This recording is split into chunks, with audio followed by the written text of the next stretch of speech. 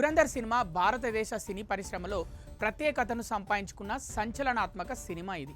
ఇక ఈ సినిమా కథ దాదాపుగా ప్రతి ఒక్కరి మనసుల్లో ప్రతి పాత్ర ఒదిగిపోయింది.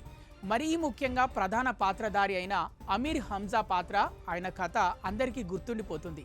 సరిగ్గా ఇప్పుడు అదే పేరుతో పాకిస్తాన్లోని లియారీ ప్రాంతంలో ఉన్న అమీర్ హంజాని గుర్తు తెలియని వ్యక్తులు కాల్చి చంపారు.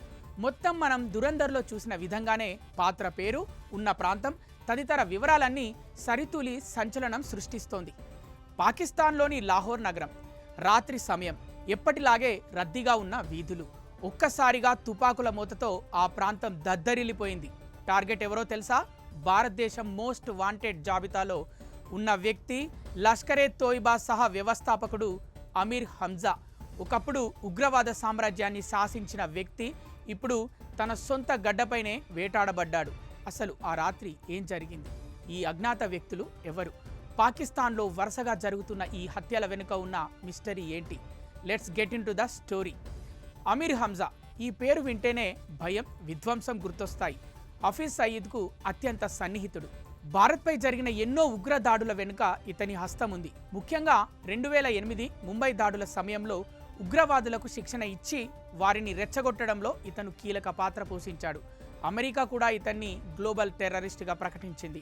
ఇన్నేళ్లుగా పాకిస్తాన్ రక్షణలో సేఫ్గా ఉన్న ఇతనిపై ఇప్పుడు మృత్యువు నీడ పడింది. లాహోర్లోని లియారీ ప్రాంతంలో అమీర్ హంజా తన కారులో వెళ్తుండగా మోటార్ సైకిళ్లపై వచ్చిన 4 సాయుధులు మెరుపు దాడి చేశారు. ఎటువంటి హెచ్చరిక లేకుండా తూటాల వర్షం కురిపించారు. విచిత్రం ఏమిటంటే కేవలం ఒక్క ఏడాది వ్యవధిలో ఇతనిపై జరిగిన రెండో దాడి ఇది.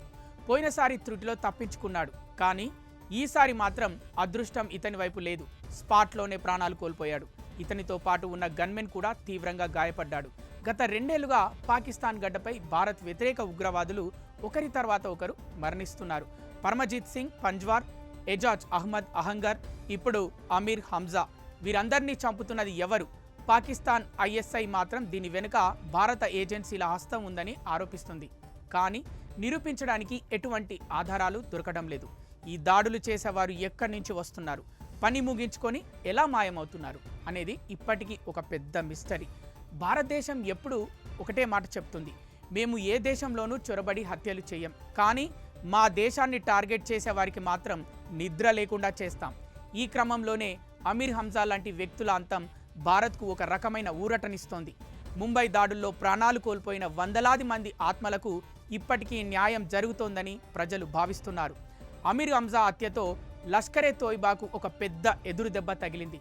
పాకిస్తాన్ ఒకవైపు ఆర్థిక సంక్షోభంలో కొట్టుమిట్టాడుతుంటే మరోవైపు తన సొంత గడ్డపై ఉగ్రవాదులను కాపాడుకోలేక చేతులెత్తేస్తోంది.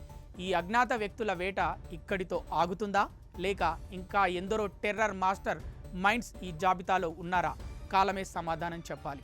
చివరిగా దురంధర్ సినిమా ఎంత సంచలనం సృష్టించిందో ఇప్పుడు అమీర్ హంజా హత్య కూడా అంతకంతకు సోషల్ మీడియాలో సంచలనం సృష్టిస్తోంది.